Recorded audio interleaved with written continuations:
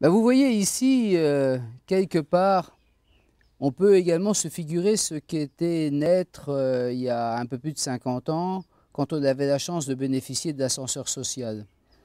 Mes parents étaient de conditions très modestes.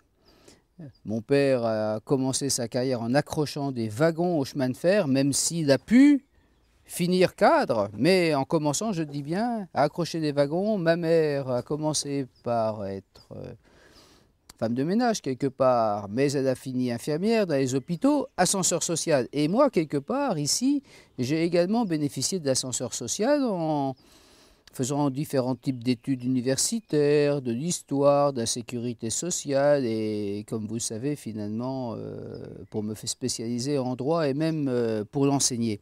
Eh bien, cet ascenseur social, aujourd'hui, il est en panne. Et c'est bien ça qui fait mon combat politique.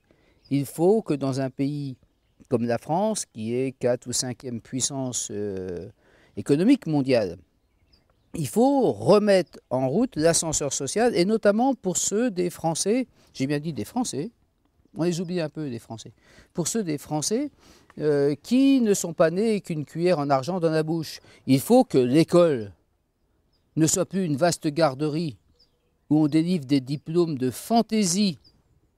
Il faut que l'école redevienne un lieu où on apprenne des choses, où on transmette une instruction publique débouchant sur de vrais diplômes permettant d'entrer à une véritable université fournissant de véritables emplois.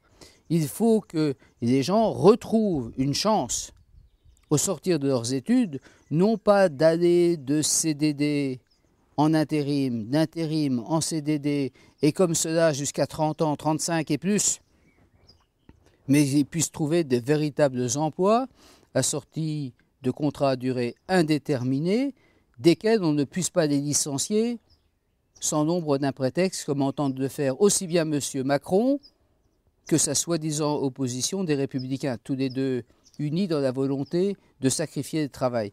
Eh bien, cette France qui peut exister, car elle en a des moyens, c'est celle à laquelle je tiens, celle où l'État est respecté, c'est-à-dire il est respecté là où il doit être, mais en revanche, il ne l'est pas tout simplement dans les endroits où il n'a pas à être. Il y a trop d'États dans certains domaines et pas assez d'États dans d'autres. Je pense à la sécurité, je pense aux frontières, il n'y a pas assez d'États. Je pense à nos armées qui sont à l'abandon, où nos troupes au Tchad sont équipées de manière totalement inqualifiable, avec des matériels hors d'âge, qu'on masque du mieux possible. Je pense à cette France-là qui doit trouver en son sein propre, car elle en a des moyens, la possibilité de redevenir prospère et souveraine.